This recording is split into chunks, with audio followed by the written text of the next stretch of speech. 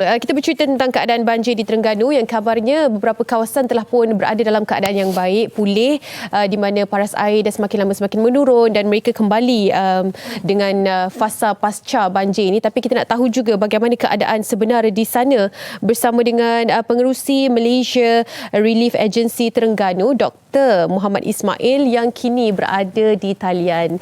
Kita akan bervideo call. Hello, Assalamualaikum Doktor. Waalaikumsalam warahmatullahi taala wabarakatuh. Doktor berada di Marang, Terengganu. Doktor sihat ya? Segalanya Alhamdulillah sihat, insyaAllah. Okey, bagaimana dengan keadaan sebenar di sana, Doktor? Mungkin boleh kongsikan bersama dengan kami di MHI. Untuk beberapa hari ini alhamdulillah cuaca untuk saat dan ketika inilah sudah 2-3 hari ini dah kering lah. Alhamdulillah. Maknanya cuaca pun memang rasa mendukung kita. Bahkan pusat penempatan sementara banjir dah banyak ditutup lah di Terengganu ni lah. Okey.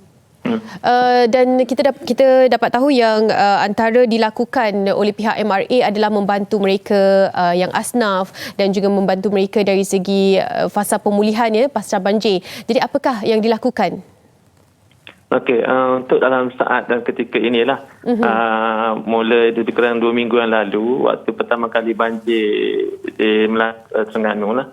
Okey. Di semua daerah kami usahakan untuk tetap menjaga SOP sebelum kami ke lapangan. Okay. Yang mana sebelum kami nak menolong orang tu, kita kena make sure lah kami pun selamat. Sebab sekarang ni bukan banjir macam biasa kan. Betul. Which is sekarang kita dalam COVID. Jadi apa-apa pun kami maklumkan kepada pihak JKM terlebih dahulu. Dan pihak polis yang mana pergerakan baru kami ke pusat penempatan banjir.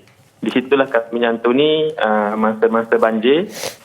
Yang datang secara mendadak lah biasanya, which is kadang-kadang dalam tempoh 1 jam, 2 jam banjir teruk, dia akan ada di pusat penempatan banjir lah. Okey. Sebagai badan NGO yang membantu memudahkan proses pasca banjir ini, apakah yang betul-betul diperlukan melihat kepada keadaan mereka sekarang ini, Doktor?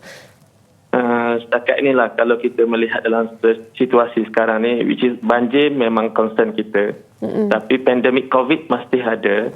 So macam kombinasi dua dalam satu sekarang ni. Yalah, betul. Which is masa banjir ni pada waktu yang sama rumah mereka kena musibah dengan banjir. Okay. Tapi pada waktu yang sama juga mereka juga mengalami masalah dari segi ekonomi mereka sendiri yang mana dah beberapa lama dah saya kata ada yang terputus dari segi ekonomi lah. Jadi kami membantu semampu kami baik dari segi kalau di penempatan banjir kami menyantuni segi hygiene kit, hand sanitizer. Dan kami juga maklumkan kepada pihak JKM juga. Dan kalau melalui contohnya, setelah mereka balik, ada yang kita tengok kumpulan-kumpulan tertentu. Yang mana pulau ataupun asnaf, kami menyantuni dari segi pack makanan kami. Itu yang kami buatlah. Dipahamkan juga khidmat pembersihan rumah ditawarkan oleh badan NGO MRA. Betul ke, Doktor? Ya betul. Kami membuat apa yang mampu lah. Biasanya kalau setelah betul-betul banjir dah reda dan masa banjir dah pulang ke rumah masing-masing, kami bentuk tim yang simple sajalah untuk bantu untuk membersihkan rumah-rumah sajalah. Macam tu je lah. Okey. Kini Doktor berada di kawasan yang saya dapat lihat di belakang tu terdapat pack-pack yang akan diagihkan kepada asnaf ya? Ya betul. Mungkin di belakang tu antaranya adalah barang-barang yang diperlukan. Adakah sumbangan-sumbangan ini masih lagi diperlukan oleh pihak MRA untuk mereka yang ingin menyalurkan dan sebagainya, bagaimana? Okey, dikarenakan masa sekarang ni sebab kita masih dalam musim terkujur. Which is kalau kita perhatikan suasana cuaca di negara kita kan, seketika akhir November tempoh hari kita dah ada hujan lebat sekali kan. Kemudian ada fasa kering sekejap. Kemudian hujan balik. Episod dia jadi macam tu. Jadi kami memang kena standby je. Jadi barang-barang yang kalau kita tengok dekat belakang ni, actually dekat rumah saya sendirilah kita jadikan gudang sementara. Kami sediakan untuk hygiene kit dengan pack makanan. Bukan di rumah saya je sebab kita di Terengganu, MRA Terengganu ni buat ikut zon. Yang mana ada di utara Terengganu, ada Besut dan Setiu. Di Terengganu Tengah satu, ada Kuala Terengganu dan Kuala Nerus. Di saya sendiri, ada Marang dan Hulu Terengganu. Bahkan di zon selatan, ada Kemaman dan Dungun. Masing-masing penyelaras saya, kita bekerjasama lah. Kalau saya nak cover semua pun tak mampu. Yelah, betul, sebab saya masih terikat dengan kerja hakiki saya sekarang ni. Sebagai komandan pusat kuarantin. Jadi 2 dalam 1 juga saya buat kita.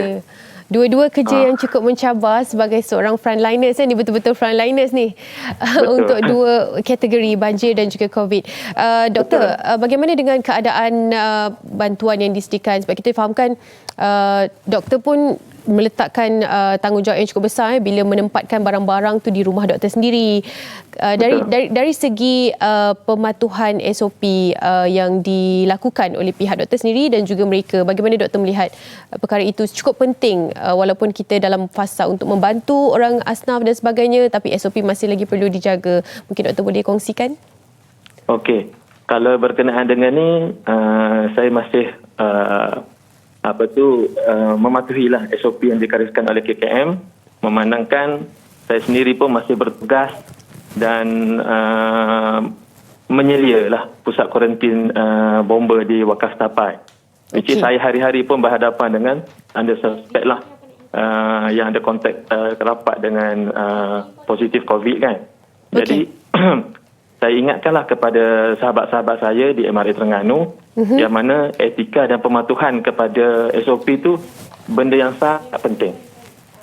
Walaupun kita kata nampak simple, tapi face mask, hand sanitizer and then social distancing pun sangat-sangat saya terapkan lah. Betul. Kalau sebelum ni memang semua teruja nak bantu ke lapangan, kita kata kita nak turun ke rumah langsung. Tapi sekarang ni situasi berbeza. Jadi kita terpaksa ikut garis panduan yang telah ditetapkan, yang mana bagi pihak berwajib yang lain dulu macam APN dan bomba untuk membantu mereka masa banjir terlebih dahulu. Kemudian kami setelah betul-betul mereka berada dalam keadaan selamat, baru kami bantu. Jadi mana kami memang memerlukan nasihat daripada pihak yang yang berwajib lah, MKN, berkenaan prosedur-prosedur yang harus kami patuhi, JKM untuk maklumat setiap bantuan yang kami nak hantarlah macam tu. Baik, terima kasih banyak-banyak Dr. Muhammad Ismail. Kita harapkan yang terbaik, kita doakan agar kesihatan juga dilimpahkan untuk doktor dan seluruh frontliners yang bertanggungjawab. Terima kasih doktor. InsyaAllah. Assalamualaikum. Waalaikumsalam warahmatullahi taala wabarakatuh. Dari Morang Terengganu, pengerusi MRA Terengganu Dr. Muhammad Ismail yang cukup memberikan satu kerja-kerja membantu mereka yang memerlukan. Tahniah dan syabas diucapkan. Mungkin juga ini salah satu penyebab tidak ada lagi kluster, alhamdulillah, kerana mereka cukup menitik beratkan SOP yang perlu diikuti oleh ahli-ahli frontliners ini. Terima kasih diucapkan kepada frontliners yang bertanggungjawab.